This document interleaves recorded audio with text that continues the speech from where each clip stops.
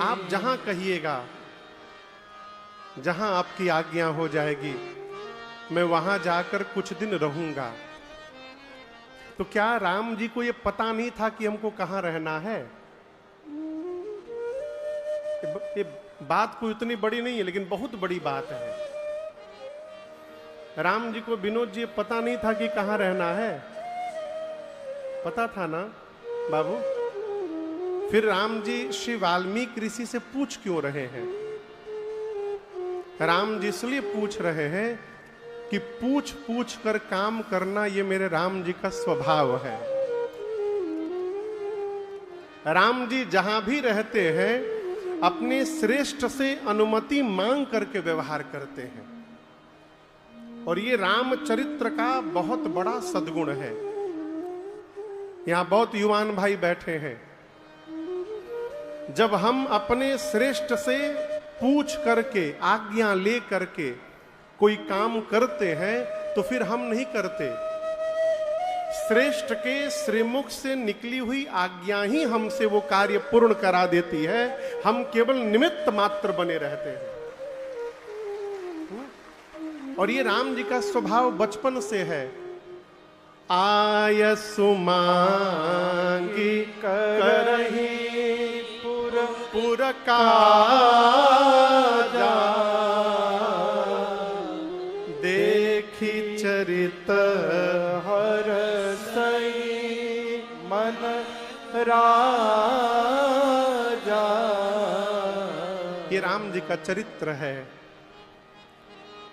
घर में पिताजी वृद्ध हैं, खाट पर लेटे हैं, 90 वर्ष की अवस्था हो गई है, कुछ करने वाले नहीं हैं, करना आप ही को है। लेकिन करने से पहले जब आप जाकर अपने पिताजी से जो खाट पर लेटे हैं उनसे यदि पूछ लेंगे ना कि बाबूजी ये काम करना चाह रहे हैं, आपकी क्या आज्ञा है, तो आपके केवल पूछने मात्र से उस वृद्ध पिता की अंतरात्मा को जो सुख प्राप्त होगा और जो आनंद प्राप्त होगा, वो दुनिया की कोई दवाई नहीं दे सकती आनंद। उनको ये लगेगा कि मेरी संतान इस अवस्था में भी मेरा आदर रखती है। ये स्वभाव है, यही रामचरित्र है। भगवान ने श्री वाल्मीकि ऋषि से पूछा हम कहां रहें? वाल्मीकि जी ने कहा प्रभु आप चित्रकूट में जाकर वास करिए। भगवान मां जानकी और भैया लक्ष्मण जी के साथ चित्रकूट में आकर वास किए।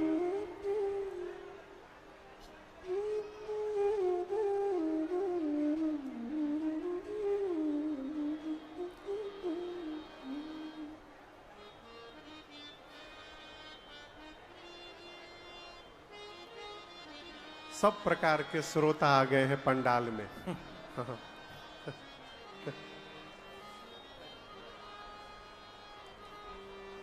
गोस्वामी तुलसीदास जी कथा को अयोध्या ले गए।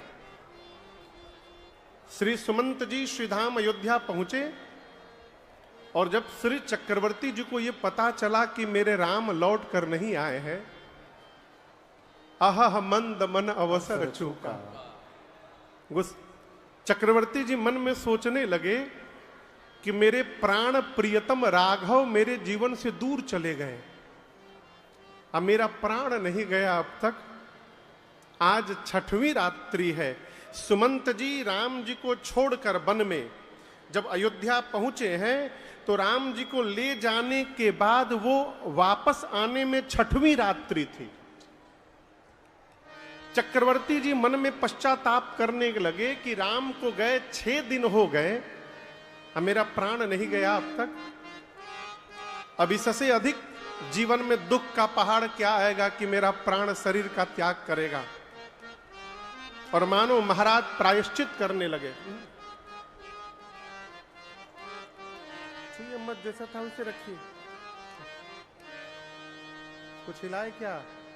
ना ना, आवाज कर्कश हो गया। महाराज मानो प्रायश्चित करने लगे। और गोस्वामी जी कहते हैं मरने के पहले चक्रवर्ती जी राम राम कहि राम कहे राम राम कहि राम, तन परिहरि रघुबर बिरह, राम गया सुर धाम। 6 बार श्री चक्रवर्ती जी ने, कितनी बार? जोर से बोलिए। 6 बार कहा। क्या कहा? राम राम राम राम, हे राम राम। 6 बार राम कह के महाराज ने उसी क्षण अपने प्राण का त्याग कर दिया। प्राण त्याग दिया हो। गोस्वामी जी कहते हैं जैसे कोई शरीर पर तिनका गिर जाए, तिनका समझते हैं ना, कपड़े पर तिनका गिर जाए, जैसे कोई तिनके को दूर कर देते हैं, महाराज ने अपने प्राण को दूर कर दिया। राम के प्रेम के आगे प्राण का कोई अस्तित्व नहीं है। राम ही जब जीवन से दूर चले गए तो प्राण को रख करके क्या होगा? महाराज ने 6 बार राम राम कहा, प्राण त्याग दिया। माताएं विलाप करने लगी। गुरुदेव ने ज्ञान उपदेश देकर सबको ढाढ़स बढ़ाया। भरत जी को बुलाया और जब भरत जी आकर सुने कि पिताजी मेरे नहीं रहे, तो पिताजी की मृत्यु सुनकर तो जैसे जल से मछली को बाहर निकाल के छोड़ दीजिए, और जैसे मछली तड़पती है, भरत जी धरती पर गिरकर तड़पने लगे। और जैसे सुनाई पड़ा कि राम भैया वन चले गए, गोस्वामी जी कहते हैं राम जी के वनवास की सूचना कान में पड़ते, भरत ही बिसर्यु पितु मरना, सुनत राम बान गो, हे तू अपन पाँव जान दिया, थकित धरी। भरत भैया सुने कि मेरे राम भैया वन चले गए। यहां एक सिद्धांत है, जीवन में जब बड़ा दुख आ जाए ना, कैसा दुख? बोलिए। बड़ा दुख, तो बड़ा दुख आने के बाद छोटका दुख हेरा जाता है? भरत जी पहले रो रहे थे कि मेरे पिताजी नहीं रहे, और जैसे सुनाई पड़ा कि राम भैया वन चले गए, राम जी के वनवास की सूचना कान में आते भरत जी पिताजी की मृत्यु का विस्मरण कर दिए, भूल ही गए। कौशल्या मैया के पास गए। भरत जी के मन में एक ग्लानि है, कहीं मां ये न मान ले। कौन मां? कौशल्या मां। क्योंकि आप दर्शन करिए, कौशल्या जी के बेटे हैं बराम जी, कैकेयी जी के बेटे हैं भरत जी, लेकिन कौशल्या जी अपने बेटे राम से अधिक भरत को प्रेम करती हैं, और कैकेयी मैया अपने बेटे भरत से अधिक राम को प्रेम करती है।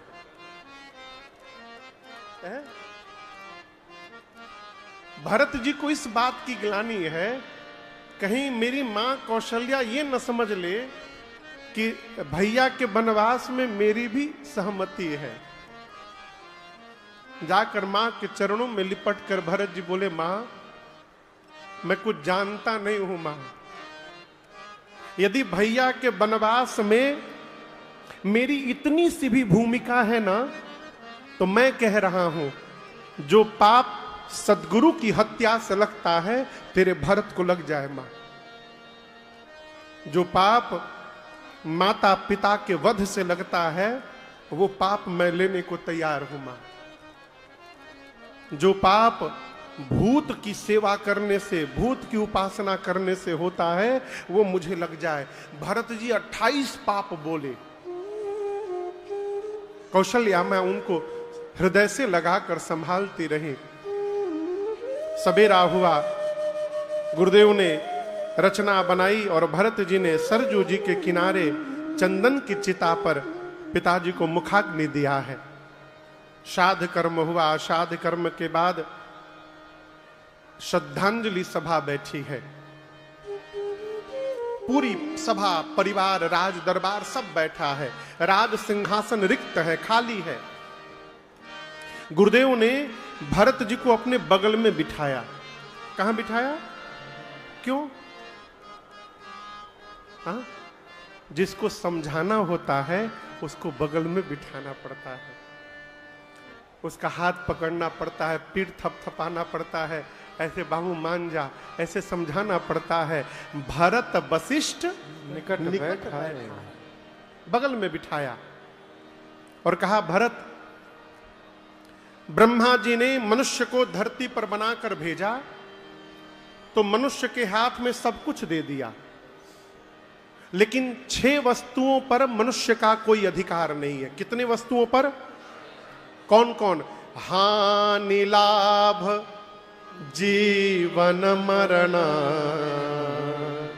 जश अपजश विधि। कब जीवन में हानि होगी, कब लाभ होगा, ये अपने हाथ में नहीं है, विधाता के हाथ में है। खेत में गेहूं लगा दिए हैं, गेहूं काट के घर में भी जाएगा कि नहीं जाएगा, ये विधाता के हाथ में है, हमारे आपके हाथ में नहीं है। जीवन में कौन जन्म लेगा, कौन मरेगा, कैसे जन्म लेगा, कैसे मरेगा, ये विधाता के हाथ में है। सर में दर्द हो रहा है, लोग बताते हैं सारिडान खा लो, कॉम्बीफ्लाम खा लो, पैरासीटामॉल खा लो। आप तो बताएं ठीक होने के लिए। भाग्य में यश हो लिखा है, ठीक हो जाएगा। अपयश लिखा है, एक टेबलेट से रिएक्शन हो जाएगा और आपको अपयश लग जाएगा। किसको यश मिलेगा, किसको अपयश मिलेगा? हानि लाभ जन्म मरण, इन 6 वस्तुओं पर हमारा आपका कोई अधिकार नहीं है, ये ब्रह्मा जी के हाथ में है।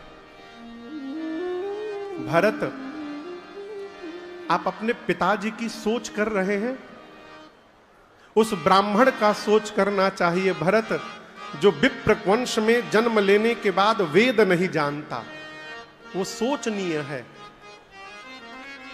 उस राजा का सोच करना चाहिए जो राजधर्म का पालन न करे, नीति का पालन न करे और अपनी प्रजा को प्राण के समान प्रेम न करे। उस व्यापारी का, बणिक का, बनिए का सोच करना चाहिए जो धनवान होने के बाद कंजूस बना हुआ है, अतिथि का सत्कार नहीं करता है और नित्य भगवान शिव की उपासना नहीं करता है। वो बणिक सोचनीय है, वो शूद्र सोचनीय है जो ज्ञान के गुमान में अपने से बड़े का अपमान करता है।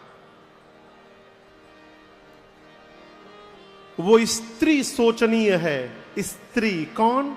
जो बात बात में घल में कलह करती हो, अपने मन से विचरण करती हो, वो सोच करने लायक है। वो शिष्य सोच करने लायक है जो सद्गुरु की आज्ञा का पालन न करे। वो गृहस्थ सोचनीय है। देखिए, हम और आप गृहस्थ धर्म, गृहस्थ हैं, गृहस्थी हैं। विवाह हुआ है ना, तो हम लोग गृहस्थी हैं। जैसे विवाह होता है 3 ऋण हमारे ऊपर चढ़ जाते हैं, देव ऋण, ऋषि ऋण और पितृ ऋण। और हर गृहस्थ को इन ऋणों से उऋण होने का प्रयास करना चाहिए। कैसे होंगे महाराज? घर में समय समय पर अनुष्ठान पूजन करके हम देव ऋण से उऋण हो सकते हैं। जीवन में सत्कर्म करके, परमार्थ करके हम पितृ ऋण से उऋण हो सकते हैं। और संतों ने, महात्माओं ने, ऋषियों ने, मुनियों ने तपस्या करके जिन धर्म ग्रंथों को लिखा है, उन धर्म ग्रंथों का पठन करना, पाठन करना और वितरण करना, इस उपाय से हम ऋषि ऋण से उऋण हो सकते हैं। किसी के घर में जन्मदिन में जाइए ना, तो बुके लेके ना जाइए। आप 200 रुपए का बुके ले लिए, हाथ में दे के फोटो खिंचा लिए, उसके बाद वो किनारे रख देगा, कभी देखेगा भाई सवेरे कूड़ा में चला गया। ले जाना है तो बुके न ले जाइए, ले जाना है तो गीता प्रेस जी का है कि ग्रंथ लेके जाइए, बुक लेके जाइए, बुक, और उसको दीजिए।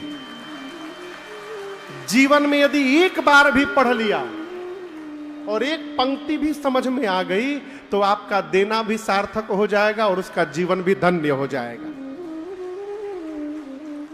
जो गृहस्थ 3 ऋणों से उऋण होने का यत्न न करे वो शोचनीय है।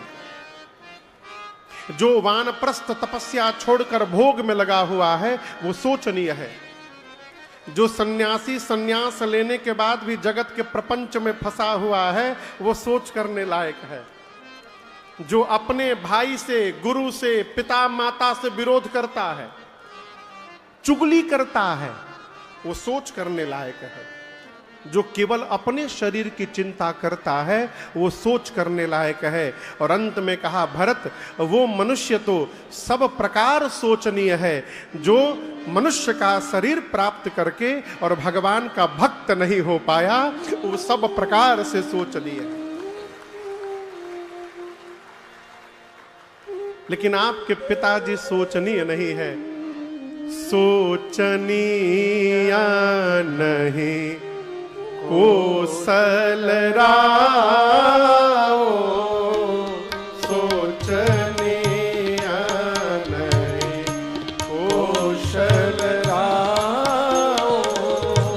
भुवन चारे दस प्रगट प्रभाव, भुवन चारे दस प्रगट प्रभाव। भयऊ न आहै न अब हो निहारा, भयऊ न आहै न अब हो निहारा। भूप भरत जस पिता तुम्हारा, भूप भरत जस पिता तुम्हारा। विधि हरिहर सुरपति दिशिनाथा, विधि हरिहर सुरपति दिशिनाथा। पर नहीं सब दशरथ गुण गाथा, पर नहीं सब दशरथ गुण गाथा, पर नहीं सब दशरथ गुण गाथा। कहु तात के ही भांति को कराही बड़ाई तात। राम लखन तुम शत्रुघ्न सरीस सुवन सुचेजा। गुरुदेव ने कहा भरत जी से, भरत जी आपके पिता जैसा पिता न था, आपके पिता जैसा पिता न है। मैं कहता हूं आज के बाद भविष्य में आपके पिता जैसा पिता कभी धरती पर होने वाला नहीं है। क्या बात है वो है? मैं कितना बताऊं दशरथ जी के बारे में।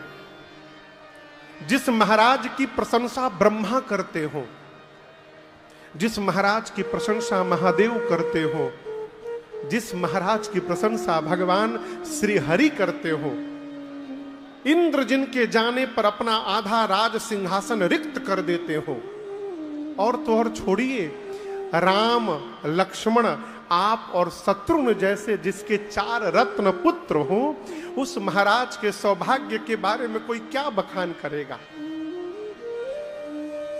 आपके पिताजी सब प्रकार बड़भागी, सब प्रकार भूपति बड़भागी। इसलिए मैं तो एक बात कहूंगा भरत जी, आप अपने पिताजी को लेकर सोच न करिए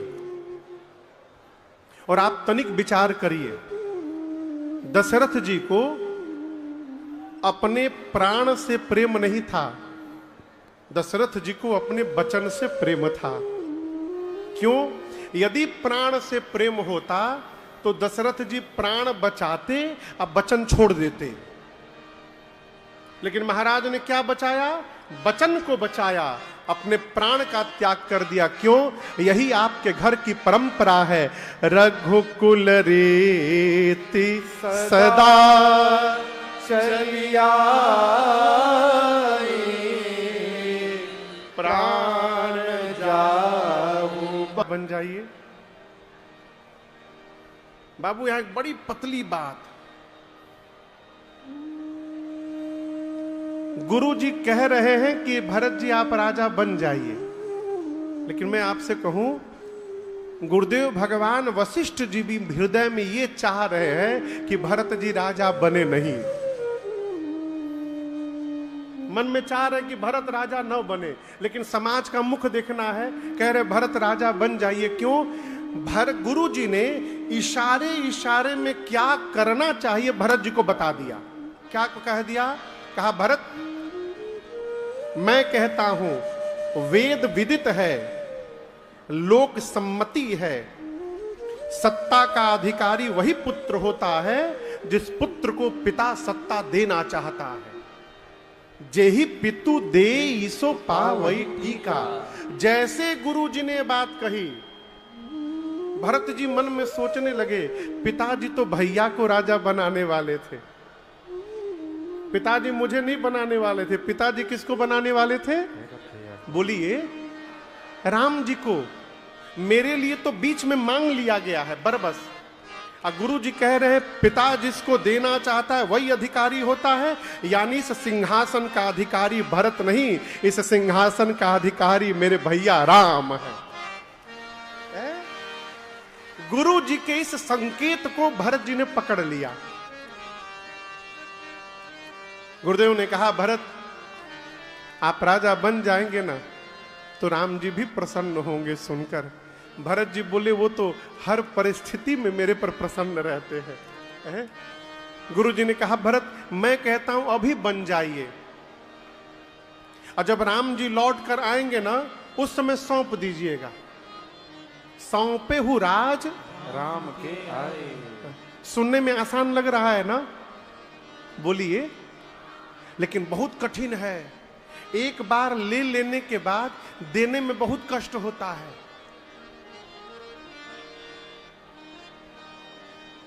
एक बार किसी से कोई सामान ले लीजिए ना, लौटाने में बहुत कष्ट होता है। लेते समय जो मन रहता है, देते समय वो मन नहीं रहता है। सुमंत जी ने भी कहा, गुरु जी जो कह रहे वो भरत जी कर लीजिए। कौशल्या मैया ने भी कहा, भरत महाराज देवलोक चले गए, राम वन में चले गए, और तुम इस प्रकार कायरता दिखा रहे हो है? राजा बन जाओ पुत्र। जैसे मां कौशल्या, देखिए गुरु जी बोले, भरत जी को सुनते रहे। सुमंत जी ने कहा, भरत जी सुनते रहे। लेकिन जैसे कौशल्या मैया ने कहा कि राजा बन जाओ, भरत जी मां के पांव को पकड़ के फपक के रोने लगे। गोस्वामी जी कहते हैं, सानी सरल रस मातो बानी, सुनी भरत व्याकुल भये, लोचन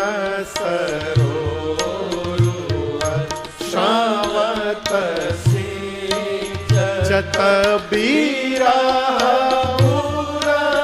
अंकुर तो दशा देखत समय के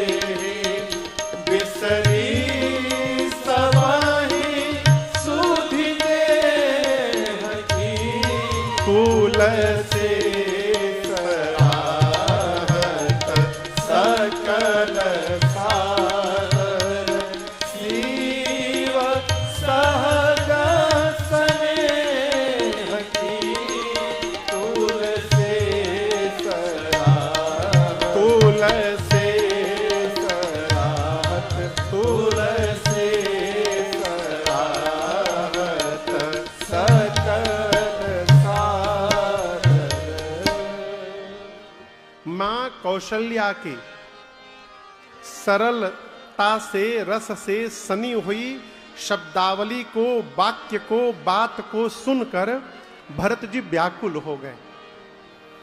आंख से झरझर आंसू गिरने लगा।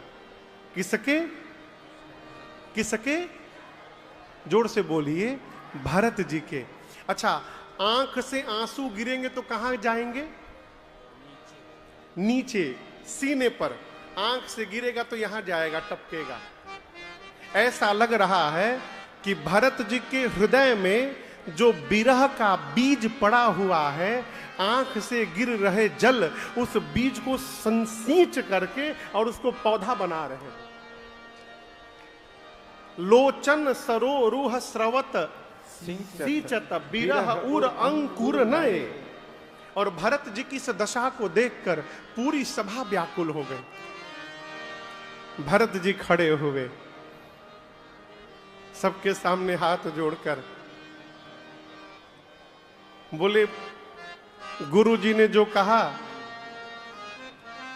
सुमंत जी ने जो कहा, मां ने जो कहा, मैं समझ रहा हूं कि आप सभी लोग मेरे हित की सोच रहे हैं, लेकिन मैं आपको बताना चाहता हूं, भरत का हित राजा बनने में नहीं है। गुरु जी बोले, फिर तुम्हारा हित किस में है? भरत जी बोले, हित हमार सियपति सेवकाई। भरत जी बोले, मेरा हित मेरी भैया की सेवा में है। मुझे तो आश्चर्य लग रहा है कि पिताजी मेरे देवलोक चले गए, भैया मेरे वन में चले गए, और आप लोग भरत को राजा बनाकर भरत का हित देख रहे हैं। गुरुदेव, कोई स्त्री अपने शरीर पर सारे गहने पहन ले, गहना समझ रहे हैं ना, सोना चांदी का सब गहना पहन ले, लेकिन कपड़ा ना पहने ना, तो कपड़े के बिना वो गहना बेकार लगेगा। यदि मन में वैराग्य नहीं है तो ब्रह्म पर प्रवचन बेकार है। शरीर में यदि रोग हो गया है ना, तो रोगी शरीर के लिए नाना प्रकार के व्यंजन व्यर्थ है गुरुजी। और यदि प्रेम नहीं है भगवान के चरण में, तो ये व्रत करना, पूजा करना, अगरबत्ती दिखाना, ये दर्शन करना, इन सब का कोई मतलब नहीं है। इनका अर्थ तभी है जब हृदय में प्रेम है। बिना प्रेम का किया गया जप तप पूजा सब व्यर्थ है। और गुरुदेव, कितना भी सुंदर शरीर हो, यदि उसमें प्राण नहीं है तो शरीर व्यर्थ है। गुरु जी बोले, ये सब बोल क्यों रहे हो? भरत जी बोले, गुरुदेव, उसी प्रकार अयोध्या में आप सब लोग हैं, परंतु यदि मेरे भैया राम केवल नहीं है तो भरत के लिए अयोध्या व्यर्थ है। मेरे लिए अयोध्या का कोई अर्थ नहीं है। बादी मोर सब बिनु रघुराई। यही तो समझना है कि हमारे जीवन में प्राथमिकता ऐश्वर्य की है, कि हमारे जीवन की प्राथमिकता संबंध से है। वर्तमान में लोग धन के लिए संबंध छोड़ जा रहे हैं, लेकिन याद रखिएगा, विपत्ति में धन काम नहीं आएगा, विपत्ति में संबंध काम आएगा। इसलिए संबंध को बचा के रखिए। इस धरती पर उस मनुष्य से अधिक धनवान दूसरा कोई नहीं है, जिस मनुष्य के सारे संबंध उसके साथ खड़े हैं। उससे धनवान दूसरा कोई नहीं है। भरत जी ने अपनी बात कही, आप सबने अपनी बात कह दी, अब मैं अपनी बात कहता हूं। एक है मन माहे,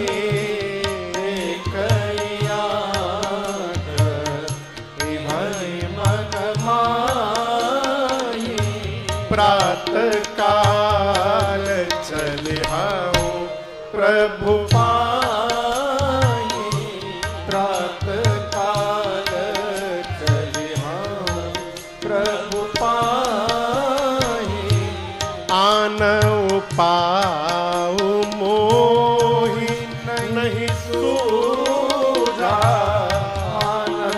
पाओ मोहि नहीं सूझा, को जिय कै रघुबर बिनु सूझा, को जिय कै रघुबर बिनु मूढ़ा।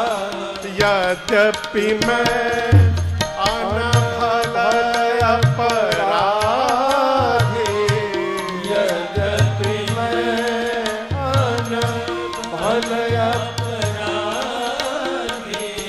भय मोहि कारण सकल उपाधि, भय मोहि कारण सकल उपाधि। विश्वास है तदपि शरण सन्मुख मोहि देखे, तदपि शरण सन्मुख मोहि देखे, क्षमि कब करे हरि कृपा विशेखे, हम सब करे हरि कृपा विशेखे, हम सब करे हरि कृपा विशेखे।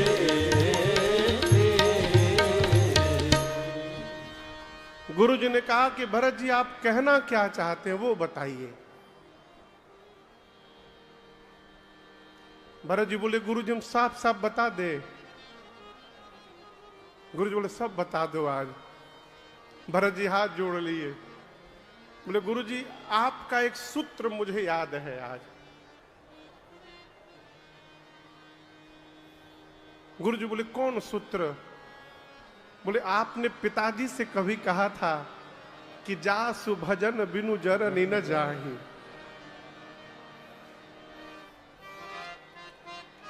चक्रवर्ती जी गुरु जी से बोले थे एक दिन कि राम हमार लड़का है। गुरु जी बोले महाराज आपके लड़का बाद में है, राम उससे पहले बहुत कुछ है। बोले कौन है? बोले राम भगवान है, जगत के स्वामी है। राम वो सत्ता है जिनका भजन मनुष्य जब तक नहीं करेगा मनुष्य के हृदय का ताप समाप्त होने वाला नहीं है। हृदय में जो ताप है वो बिना भगवत भजन के मिटेगा नहीं। ये सूत्र मुझे आपका पता है गुरुदेव। गुरु जी बोले सब बोलो, जो जो बोलना है आज बोल दो। भरत जी खड़े हो गए और बोले गुरुदेव पूरी सभा को सुना के कह रहा हूं, आपन दारुण दीनता सब ही कहो सिरना। मैं सबको प्रणाम करके बोलना चाहता हूं। देखे बिनु रघुनाथ पद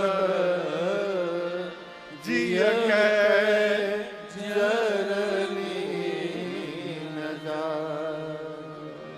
भरत जी बोले जब तक मैं अपने भैया के श्री चरण का दर्शन नहीं कर लूंगा, आप मुझे राजा बना दीजिए, कुछ भी कर दीजिए, यहां जो ताप जल रहा है ना, ये ताप उनकी करुणा की वर्षा की शीतलता में ही शांत होगा। देखे बिनु रघुनाथ पद जिय कै जरनी न जाय। और एक बात कहें, मुझे कोई उपाय समझ में नहीं आ रहा है गुरुजी। आन उपाय मोहि नहीं सूझा, को जिय कै रघुबर बिनु मूढ़ा। भरत जी बोले मेरे मन की बात को मेरे भैया को छोड़कर कोई समझ नहीं पाएगा। एक हमारे भोजपुरी में शब्द है फेड़। आप लोग जानते हैं किसको कहते हैं? फेड़, पेड़ को।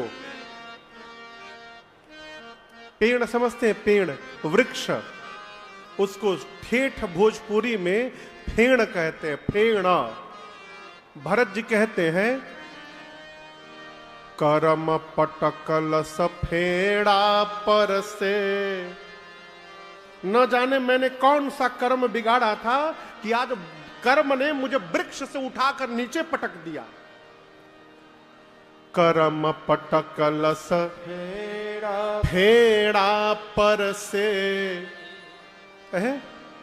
मुझे जन्म देने वाली मेरी मां इस कैकई ने मुझे बिच्छू की तरह डसा है गुरुजी आज।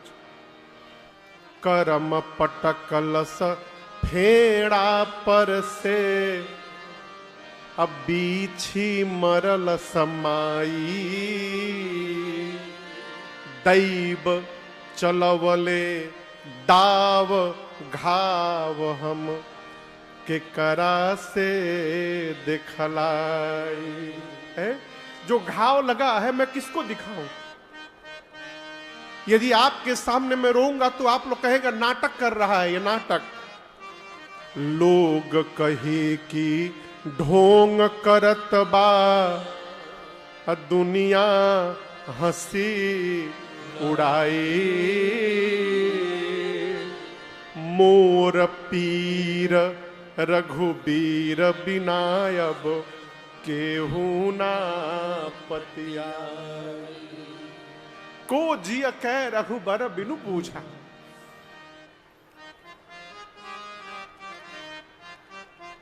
गुरुदेव, मैं कल प्रातः काल अपने भैया के पास जा रहा हूं, सो चले मन में चलले बन में, सैन्य समाज सजाई।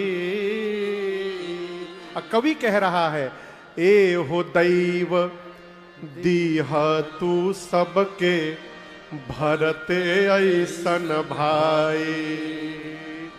ए हो दैव दीह तू सबके, भरते ऐसन भाई। भरत जी बोले कल मैं प्रातः काल भैया के पास जा रहा हूं, और गुरुजी मैं आपसे पूछ नहीं रहा हूं, मैं आपको बता रहा हूं। एक बात बताऊं गुरुजी, मैं जानता हूं कि मेरे घर में जो भी उत्पात हुआ है उसका अपराधी केवल मैं हूं। भे मोहि कारण सकल उपाधि, लेकिन मुझे एक बात का विश्वास है। गुरुजी बोले किस बात का? भरत जी बोले भले मैं पापी हूं, मैं अपराधी हूं, लेकिन गुरुदेव मुझे विश्वास है जैसे मैं अपने भैया के सामने जाऊंगा ना, मेरे भैया मेरे सभी अपराधों को क्षमा करके और दौड़कर मुझे अपने हृदय से लगा लेंगे। मोहि रघुबीर भरोस, ये मेरा रघुनाथ जी पर भरोसा है गुरुदेव, वो मुझे त्याग नहीं सकते कभी। और भरत जी पूरे समाज को लेकर, आज्ञा लेकर, गुरुदेव से राज्याभिषेक की सामग्री को लेकर भरत चले चित्रकूट होगा, रामा राम को मनाने। भरत चले चित्रकूट हो, रामा राम को मनाने। राम को मनाने भैया राघव को मनाने, राम को मनाने भैया राघव को मनाने। हाँ, राम को मनाने भैया राघव को मनाने। राम को मनाने भैया राघव को मनाने। भैया भरत चले चित्रकूट हो, रामा राम को मनाने। भरत चले चित्रकूट हो, रामा राम को मनाने। सिया राम को मनाने, सिया राम को मनाने। बनसिया राम समुझि मन माही, बनसिया राम समुझि मन माही। सानुज भरत पया देहि जाहे, सानुज भरत पया देहि जाहि। संग साधक से धसयाने हो रामा, राम को मनाने साधक से धसयाने हो रामा।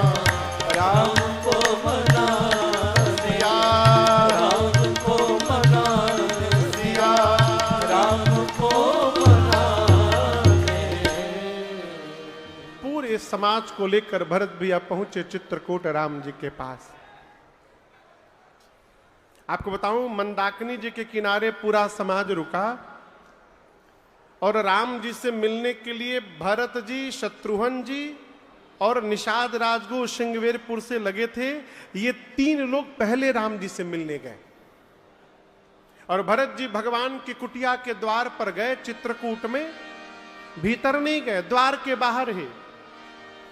निषाद जी बोले भीतर चले जाइए, बोले नहीं, मेरे कारण मेरे प्रभु को वन में आना पड़ा, ये पापी मुख में दिखाने लायक नहीं हूं। और द्वार पर ही खड़े होकर दोनों हाथ ऊपर उठाकर भरत जी पाहि नाथ कही पाहि गोसाई। भूतल परे लकुट की नाई। पाहिनाथ पाहिनाथ, रक्षा करिए प्रभु मेरी, हे राघव मेरी रक्षा करिए। भरत जी दोनों हाथ ऊपर करके खड़े खड़े गिर गए। कैसे गिर गए हो? लकड़ी खड़ा करके छोड़ दीजिए, जैसे लकड़ी गिर जाए भरत जी खड़े खड़े गिर गए। माई बैठ जाओ, माई बैठ जा, बैठ जा। तहके बुलाओ थे माई, कथा के बाद जई है माई, अभी बैठ जा तू।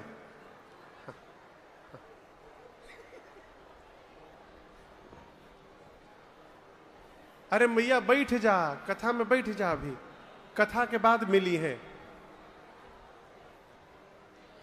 क्यों बैठावे माई के?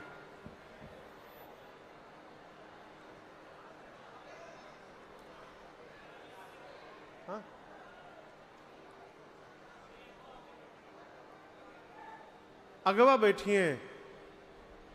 अच्छा बैठा दे, बैठा दे, बूढ़ माई यहीं बैठा दे बस। अरे माई बूढ़ कहाँ है, फान गई है तुम माई।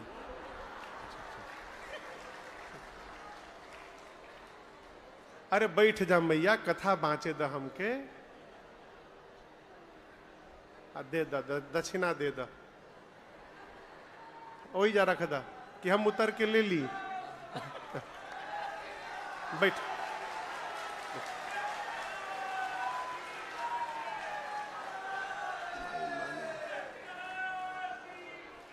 ले ला बाबू, जल्दी ला, माई बैठो। अरे हो गई मैया, बैठ जा, अब बैठ जा, अब बैठ जा।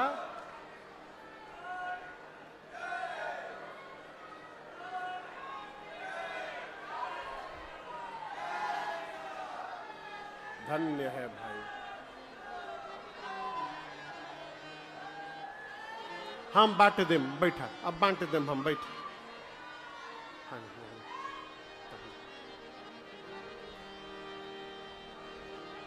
अच्छा जा रही है, अच्छा दक्षिण देवे बदे रुके रही माई। अच्छा कोई बात, ये तो प्रेम है हो। कौन कहां कोई आता है, ये आप लोगों का रघुनाथ जी के चरणों के प्रति प्रेम है कि आप सब कुछ छोड़ के इस गर्मी में यहां बैठे हुए हैं, तो प्रेम है?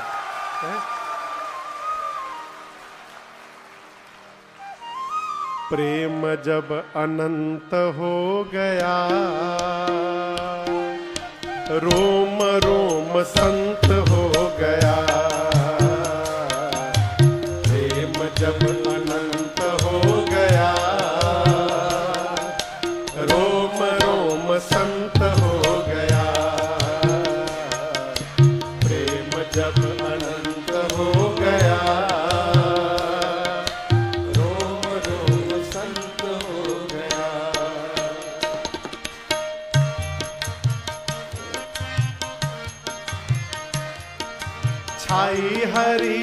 हरियाली समस्त रोम रोम में, छाई हरियाली समस्त रोम रोम में।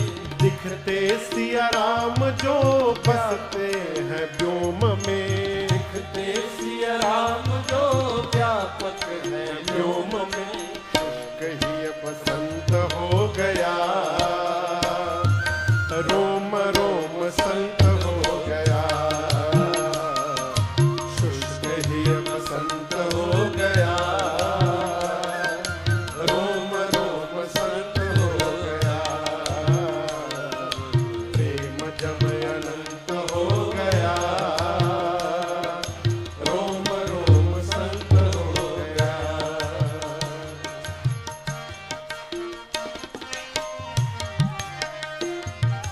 दुनिया के नाते न कुछ भी सुहाते, दुनिया के नाते न कुछ भी सुहाते, बीते उम्र राम यश गाते गाते, बीते उम्र राम यश गाते गाते, अपना सिय कंत हो गया, रोम रोम संत हो गया, अपना सिय कंत हो गया, रोम रोम संत हो गया, प्रेम जब अनंत हो गया, रोम रोम संत हो गया।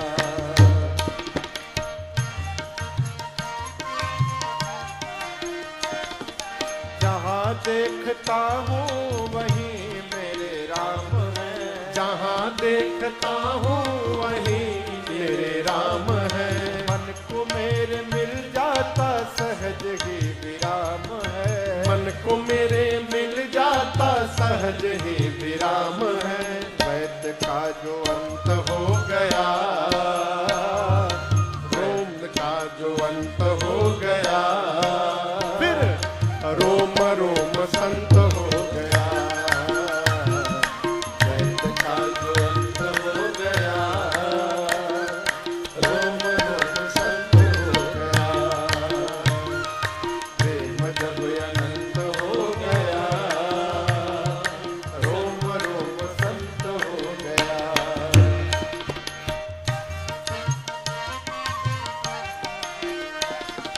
टूटी है आस अब झूठे जगत से, टूटी है आस अब झूठे जगत से, सिया अनुज को सुहाते सारे भगत से, सिया अनुज को सुहाते सारे भगत से, सदगुरु सुमंत्र हो गया,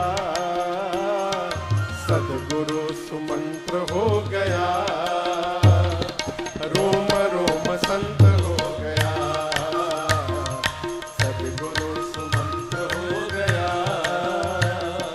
रोम रोम संत हो गया, प्रेम जब अनंत हो गया, रोम रोम संत हो गया, प्रेम जब अनंत हो गया, रोम रोम संत हो गया, रोम रोम संत हो गया, रोम रोम संत हो गया।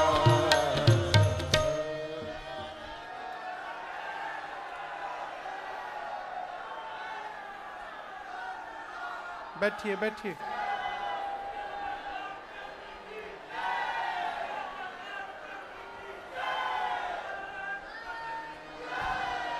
प्रेम जब अनंत हो गया, रोम रोम संत हो गया।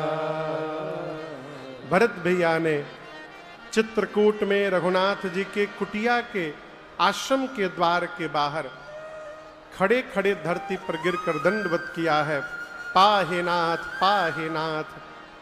भगवान श्री राम ने दौड़ कर जाकर भरत भैया को उठाया है। बाबा कहते हैं बरबस लिए उठायूर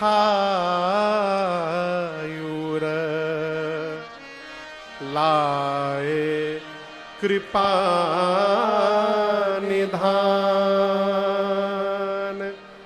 भर भारत राम की मिलानी लखी,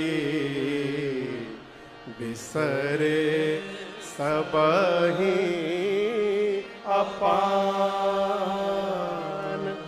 बिसरे सबहि अपान। बरबस, प्रभु ने बरबस भरत जी को उठाया। बरबस लिए उठायूर लाए कृपा निधान। प्रभु ने बरबस भरत भैया को उठाया है, उठाकर हृदय से लगाया है। और आज गले लगकर राम जी भरत भैया दोनों इतना रोए हैं कि गोस्वामी जी कहते हैं कि उस प्रेम की व्याख्या करना मेरे बस की बात नहीं है। यहां देखिए, दो बेटियां शायद किसी की गुम हो गई हैं। स्क्रीन पर देखिए किनकी बेटियां हैं दोनों ये। रो मत बेटा, रो मत, मिल जाएंगे, माता पिताजी मिल जाएंगे, रो मत। किसकी बेटियां हैं?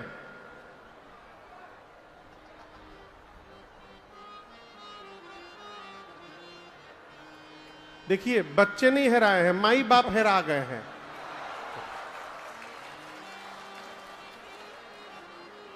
कैमरा दिखाओ, बच्चों को दिखाओ, बच्चों को दिखाओ। किसके बच्चे हैं दोनों? किनकी बेटियां हैं?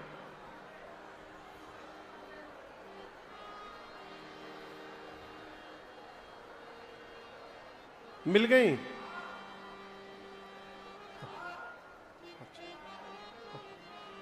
माई बाबूजी मिल जाएंगे बेटा, घबराओ मत, रो मत, आनंद में बैठो। कहीं चाट वाट खात हो लो, मिल जाए लो अभी।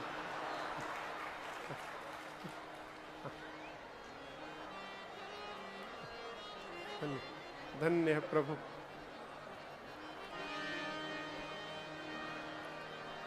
राम जी पूरे समाज को लेकर के चित्रकूट में आए हैं। 5 बैठकी भई चित्रकूट में। कितनी? 5। गुरुदेव ने अयोध्या वासियों से कहा कि देखिए, एक बात जो आप लोग को नहीं पता है मैं आज बता रहा हूं। राम जीव नहीं है, राम भगवान है। गुरुदेव भगवान ने अयोध्या वासियों से स्पष्ट कर दिया कि राजा राम स्वबस भगवानु।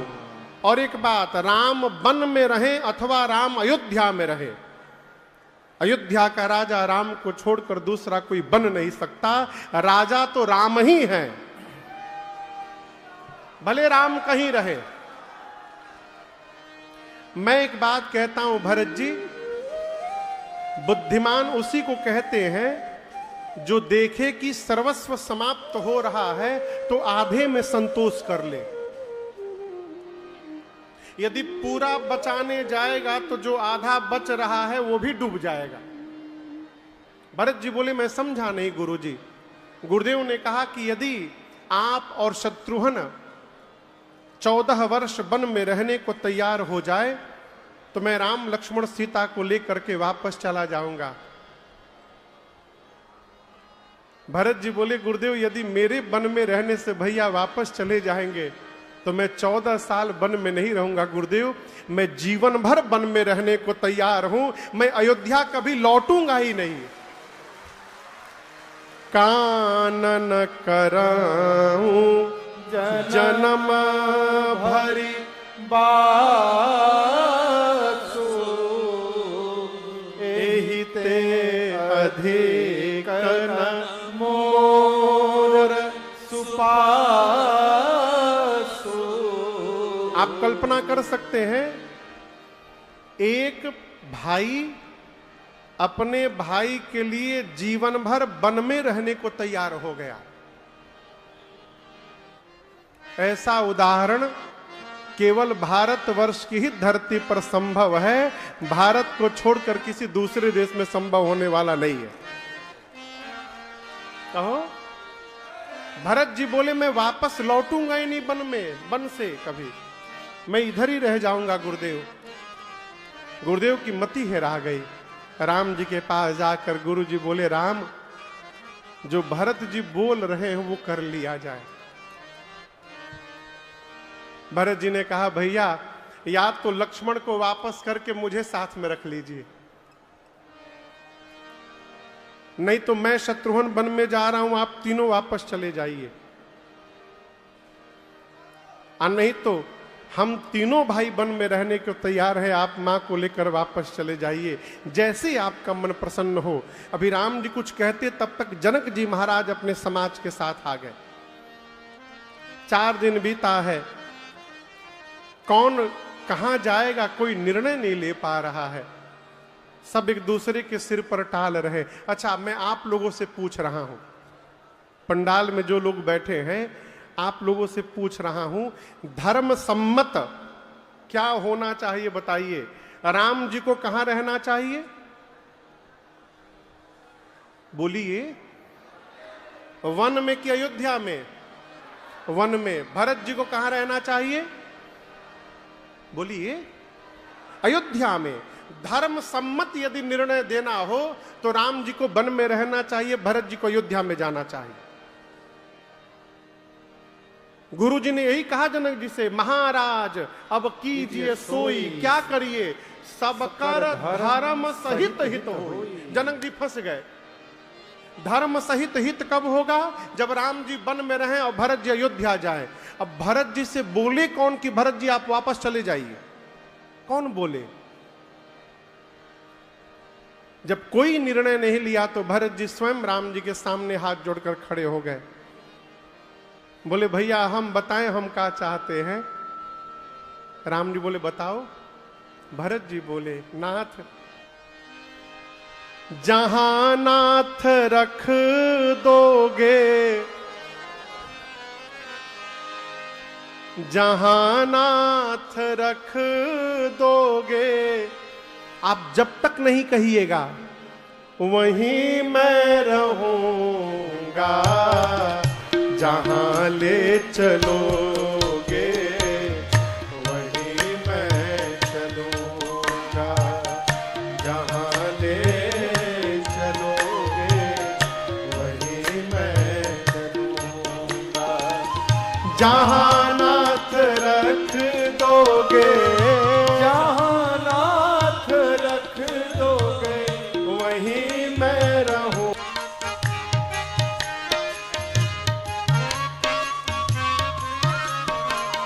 दयानाथ दयनीय है मेरी अवस्था। दयानाथ दयनीय है मेरी अवस्था। तुम्हारे ही हाथ मेरी है सारी व्यवस्था। तुम्हारे ही हाथ मेरी है सारी व्यवस्था।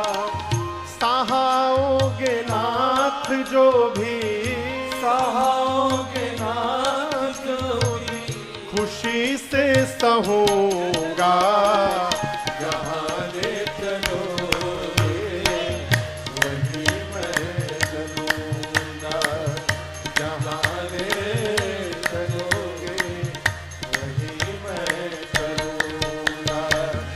जहां नाथ रख दोगे, जहां नाथ रख दोगे वहीं मैं रहूंगा। जहां ले चलोगे वहीं मैं चलूंगा। जहां ले चलोगे वहीं मैं चलूंगा। वही मैं, चलूंगा वही मैं चलूंगा।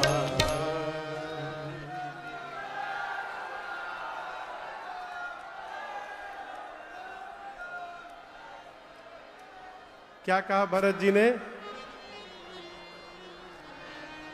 जहां ले चलोगे वहीं मैं चलूंगा। भरत जी बोले, प्रभु मैं आपकी एक बात जानता हूं जो आप कहे हैं। राम जी बोले, कौन सी बात?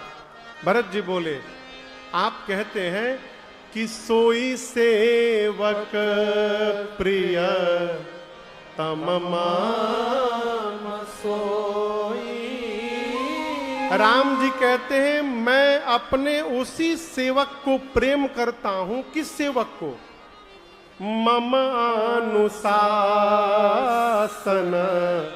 माने जो, मम अनुशासन माने जो। प्रभु आप कहते हैं कि जो मेरी अनुशासन को मानता है वही सेवक मेरा प्रियतम है।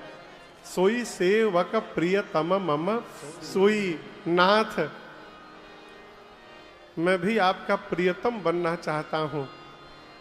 प्रभु मैं यही चाहता हूं कि आप हमको आज्ञा दे दें, और आप जो आज्ञा दे देंगे नाथ, मैं उसका पालन करना चाहता हूं। आप जो कह दीजिए। राम जी बोले हम आपसे क्या कहें? भरत जी, जाना होता तरनिकूल रीति। आप भरत जी सब जानते, हम क्या कहें आपसे? आप अपना धर्म जानते हैं, आप मेरा धर्म भी जानते हैं, आप रघुवंश का धर्म जानते हैं, आप पिताजी के सत्य कीर्ति को जानते हैं, आप रघुकुल की रीति को जानते हैं, आप तो सब जानते हैं। हम तो यही कहेंगे कि भरत जी आप अपने धर्म का पालन आज करिए और अपने भैया से उनके धर्म का पालन करवा दीजिए। हैं? सो तुम करहु करावहु मोहु। आप भी पालन करिए धर्म का और हमसे भी मेरा धर्म का पालन करवाइए। भरत जी बोले प्रभु आप भले धर्म की कोई और परिभाषा जानते हो, लेकिन भरत के लिए धर्म की केवल एक ही परिभाषा है। अब मेरे लिए केवल एक धर्म है। क्या? जीवन की अंतिम सांस तक आपकी आज्ञा का पालन करते रहना, यही भरत के जीवन का एकमात्र धर्म है। और इसके अलावा मैं दूसरा कोई धर्म नहीं जानता। मैं नहीं जानता कुछ भी। आप आज्ञा करिए, आप जो कहिएगा प्रभु मैं करूंगा। राम जी समझ गए कि मुझे कहना पड़ेगा, तो भगवान ने कह दिया भाई चलिए, बाटी विपत्ति सबहि मोहि भाई। जानता हूं तुम ही अवधि बड़ी बड़ी। भगवान ने कहा चलिए हम लोग विपत्ति बांट लेते हैं। क्या कर लेते हैं? विपत्ति बांट लेते हैं। हम लोग अपने भाई की संपत्ति बांटते हैं। राम जी अपने भाई की विपत्ति बांट रहे हैं। क्या है? एक कथा कहती है भाई बाप संपत्ति न बांटिए, बांटना है तो भाई की विपत्ति बांटिए। कहें संपत्ति बांटने के लिए बहुत लोग मिलेंगे, विपत्ति बांटने के समय कोई दिखाई नहीं देगा आपको। है? भाई से विपत्ति बांटिए। अभी कह रहा था जिस मनुष्य के सारे संबंध उसके साथ हैं वो धरती का धनवान व्यक्ति है। अयोध्या की संपत्ति, जिस संपत्ति को देखने के बाद देवताओं के खजांची कुबेर को लज्जा आती थी। अवधराज सुरराज, अवधराज सिंहाही, दशरथ धन धन दल जाही। दशरथ धन धन दल जाही। चक्रवर्ती जी महाराज के साम्राज्य की संपदा को देख करके कुबेर को भी लज्जा आती है।